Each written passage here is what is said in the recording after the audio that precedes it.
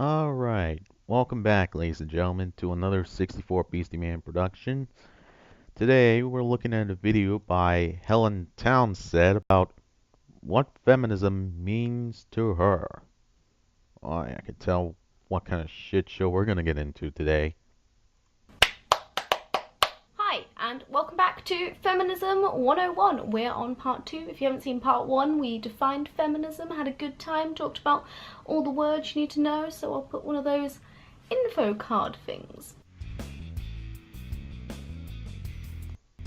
Great. Today I thought I'd talk about some of the issues that have affected me personally, about what feminism means to me, and why I still think it's a positive movement. So my working definition of feminism, apart from obviously the idea that it's equality for both sexes, An egalitarian notion, by the way, is the idea that we can't have true equality under the patriarchy. Defining it this way helps me to break down the ideas that I've learnt under the patriarchy and then build myself up using feminism as that big kind of umbrella term that encompasses a lot of things. So I thought I'd go through a few issues that have such as affected me personally. Before we start, I think I should acknowledge that this comes from a place of privilege. I am a white, middle-class, straight-passing, cis woman who obviously does not experience sexism and obviously transphobia in the way that a lot of people do, and that's why, again, as a feminist, I believe in intersectional feminism, and I think that's a context that's important as we go into this. First, I want to take you back to when I was in school. I did a lot of STEM subjects. I took computing and maths and IT, and this kind of weighed on me as I was the only girl, and these kind of laddish environments still kind of exist within these kind of STEM communities if they're still small. I felt different, I felt odd, I felt left out of kind of this group of people, and my teachers didn't help. I felt treated differently because of my gender. I didn't feel like one of the lads, which is my least favourite term ever. Although I'm really happy at where I am now, I still resent myself a little bit for not going for a more male-dominated industry to kind of prove that I could. But you just said you took more STEM classes. If you went off to college and got a STEM degree, you could have gotten into the field of science and math and technology. I think that's something that feminism supports. It supports this idea that you can do whatever you want. You can go into traditionally feminine careers, you can go into traditionally masculine careers, it doesn't matter. And I think that's a really important thing to teach young people. And no male cares whether a woman is in science or not. The things that feminism has really helped me with is the idea that women need to be quiet. They need to sit in the corner and kind of listen. They need to be passive. If you look... Why don't you teach... Okay. This falls on most feminists, alright? Because usually when they're trying to explain their points to males, they usually tell them to shut up, go in the corner, listen to what they're saying, so they can go unopposed, unchallenged. This not only spreads on college campuses, but it also spreads in some parts of the working place and on the internet right now. Look at the Oscars and their Best Picture, and you look back at the percentage of men versus women speaking. Okay, here's my question. Are the men more talented than women? Because remember, some men are born with all the talents, some women are born with all the talents. But here's the thing. Finding women actors is pretty hard because fewer women can act because they choose not to act. Why? Because of the mommy thing when they get married. Then you'll see a big pattern that women don't speak as often as men, and that is an idea that can kind of get cemented in your brain that I should be quiet and listen to the men talk.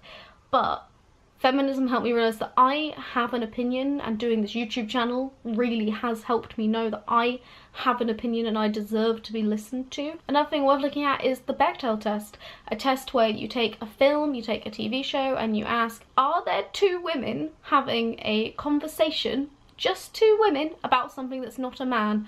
And you'd be surprised at how often that doesn't happen in a... Yeah, and keep in mind that the Bechdel test is bullshit. Like, it doesn't prove anything about feminism at all. film. Some of the things I am still working through, because I think it's good to note that I know I am not perfect. One of the things that still really gets me down is my weight. I have cried about it. Why? I think you're just fine looking. If anything, I'd say you've been under the attack of some skinny shamers and some fativists.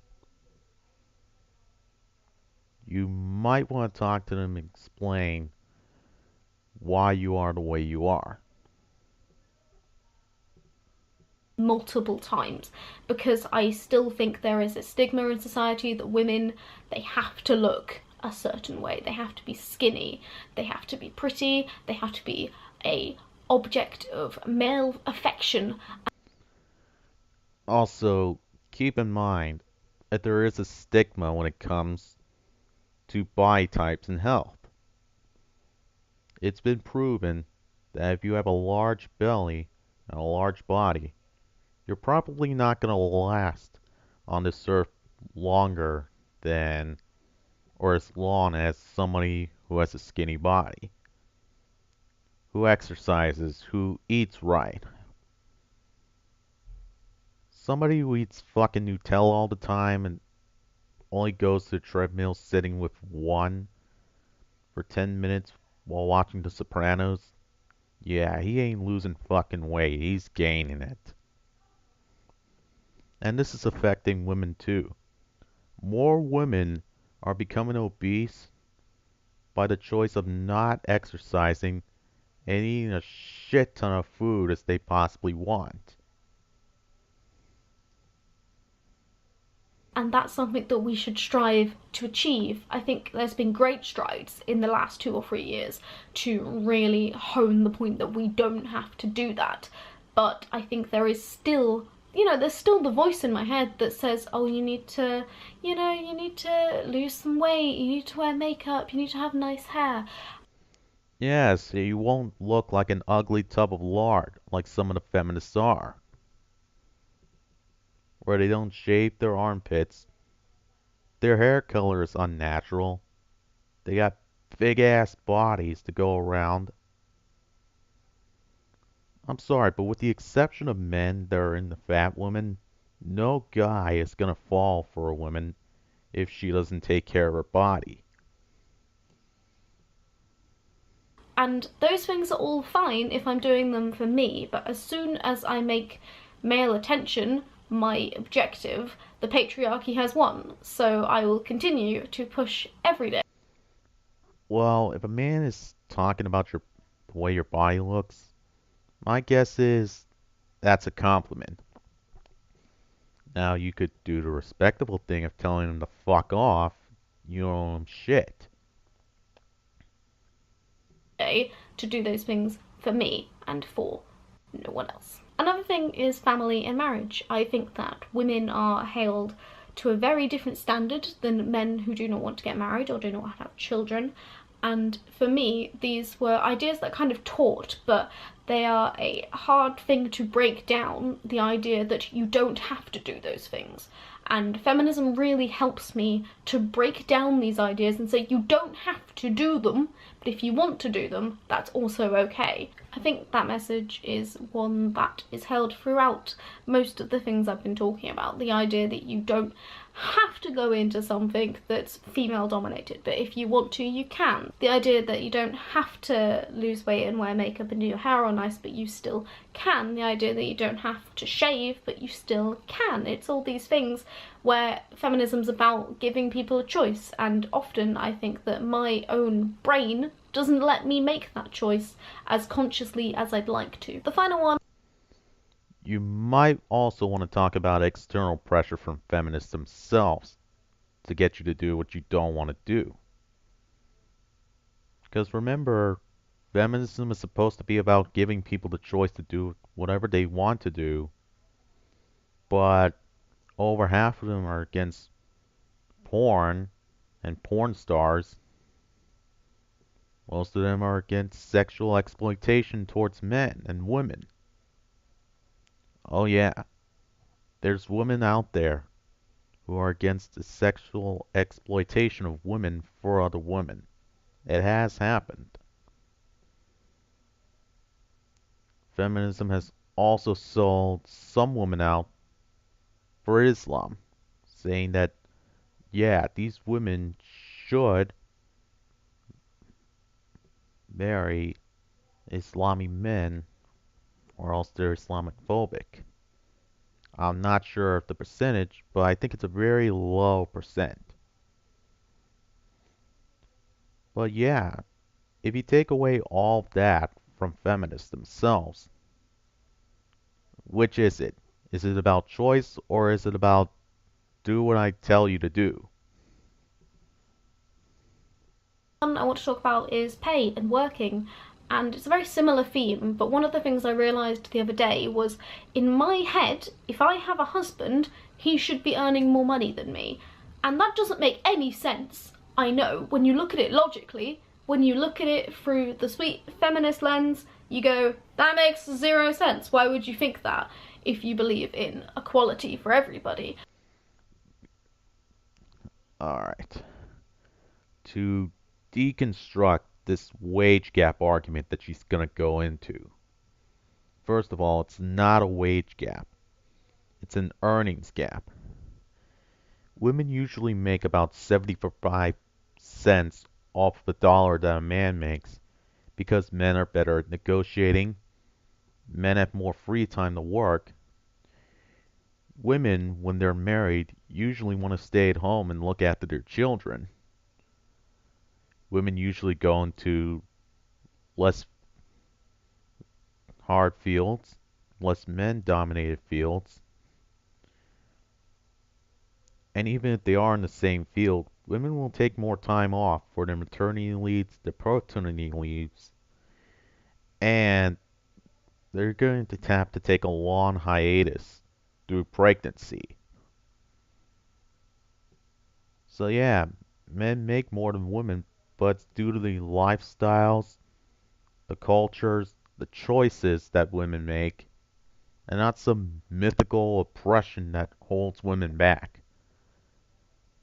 Remember, women make about just as much as men per hour in the workplace. But because of all the things I've kind of been taught subconsciously through media, through old-fashioned viewpoints. How has media affected the earnings gap in any way? Could you name me an example here?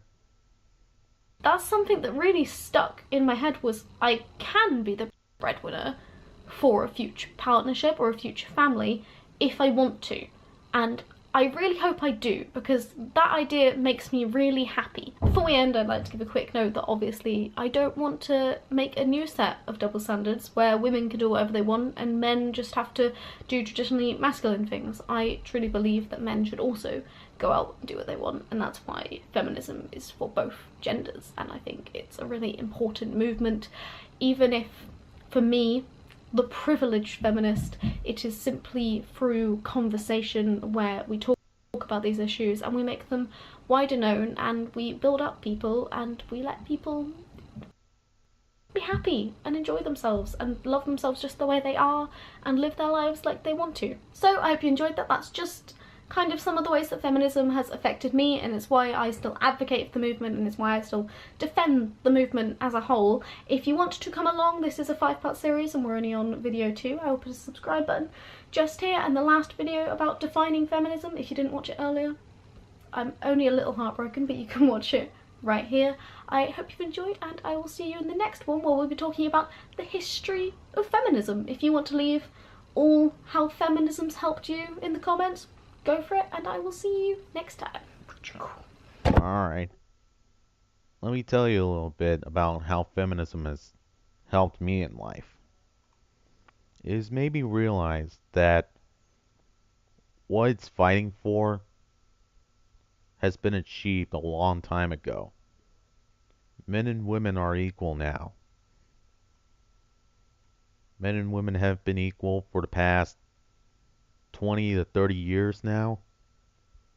So yeah, all you feminists out there, they're still complaining about misogyny in the workplace, misogyny this, misogyny that, misogynist tweet, mansplaining, manspreading, fucking whatever bullshit you want to think up. You got your fucking equality. Now, for the love of God, can you just take to the streets and just come out and say that your movement is ending? Please, so I don't have to deal with you guys anymore.